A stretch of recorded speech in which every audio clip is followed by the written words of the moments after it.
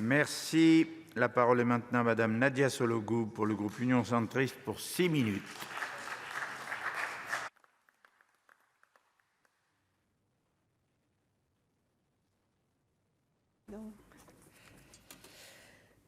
Monsieur le Président, Monsieur le Ministre, mes chers collègues, notre collègue Nathalie Goulet, dans le prolongement des travaux qu'elle mène depuis de longues années et forte de son expertise en la matière, nous propose aujourd'hui de légiférer afin d'appliquer des mesures urgentes de lutte contre la fraude sociale. Le champ de la fraude est si vaste, si complexe, si habile à évoluer qu'il est délicat de choisir les outils les plus efficaces, les plus pertinents, les plus opérationnels. C'est ainsi que son texte initial, volontairement limité au champ de la fraude sociale, a été recentré par la Commission, sur proposition du rapporteur, sur quelques sujets cibles qui vont permettre au Parlement d'émettre un signal fort. En effet, la fraude en général est, par essence, insupportable et inadmissible. Nous ne pouvons la tolérer. Lutter contre les fraudes, c'est défendre notre contrat social. S'il subsiste des incertitudes sur le volume financier réel de la fraude, une chose est certaine, c'est que les sommes non collectées ou distribuées à tort ne pourront plus être affectées, directement ou indirectement, à la politique sociale. Le système français de sécurité sociale se caractérise par sa diversité et son extrême complexité dans la délivrance des prestations sociales. Il fonctionne par traitement de masse et dématérialisation de l'information. Il doit désormais faire face à des populations qui ne sont plus attachées strictement à un territoire. Tout cela ouvre hélas une large porte à des réseaux de fraude au système très organisés. Les fraudes sociales touchent à l'identité, la composition familiale, les liens de parenté, le décès, la nationalité, la résidence, l'état de santé, le niveau de revenu. Elles se caractérisent par l'obtention indue de droits à l'assurance maladie, à l'aide médicale d'État, à des prescriptions, à des cumuls de prestations, etc. etc. Alors que les systèmes de fraude évoluent avec une agilité déconcertante, la réglementation et la loi doivent, avec la même agilité et la même rapidité, produire les parades adaptées.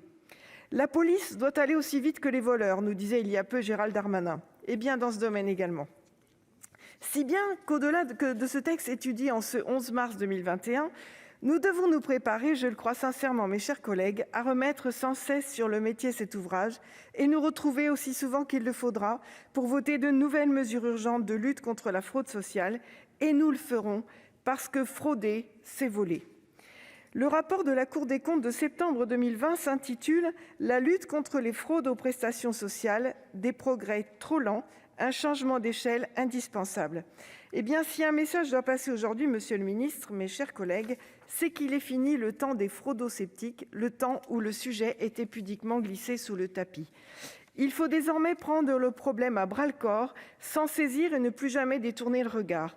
Cela passe certainement par des moyens en matériel et en personnel indispensables. Les derniers PLF et PLFSS marquent de premières avancées, mais Nathalie Goulet nous pose la question : comment mieux faire ?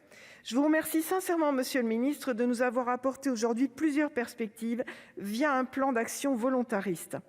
J'insiste sur le fait que, dans la mesure où tout document peut être falsifié, et sachant que la fraude documentaire est la mère de toutes les fraudes, alors il y a une utilité absolue à pouvoir disposer de documents d'identification en couleur et de qualité correcte. De même, le principe des prestations fondées sur un système déclaratif, tel que les APL, est trop fragile et il faut se donner, comme proposé à l'article 8, la possibilité de l'échange de données à des fins de contrôle. Quant aux retraites versées à l'étranger, afin de mettre fin à des dérives connues et scandaleuses, il faut sécuriser les données de certificats de vie en utilisant des données biométriques et en conventionnant avec les organismes de retraite d'États étrangers. Les champs des fraudes transfrontalières s'ouvrent également et on ne peut que s'en féliciter. Merci, monsieur le ministre. Pour conclure mon intervention, je me permets une petite remarque marginale. Comment accepter que le citoyen lambda, comme moi, pas comme vous, mais comme moi, doivent à chaque instant produire des montagnes de documents administratifs dont l'utilité peut parfois sembler contestable. Alors, je vous donne un petit exemple. On parlait récemment de médecins retraités qui, pour être indemnisés de leurs prestations dans les centres de vaccination Covid, doivent produire un dossier extrêmement complet avec extrait CABIS, casier judiciaire, déclaration de situation matrimoniale. Et parallèlement à cela, grâce à tout cela, des malfrats sans scrupules se glissent dans cette déferlante documentaire et ils font fortune au détriment des honnêtes contributeurs. Alors, vous aurez compris, monsieur le ministre, mes chers collègues, que l'Union centriste votera ce texte ainsi recentré. Je vous remercie.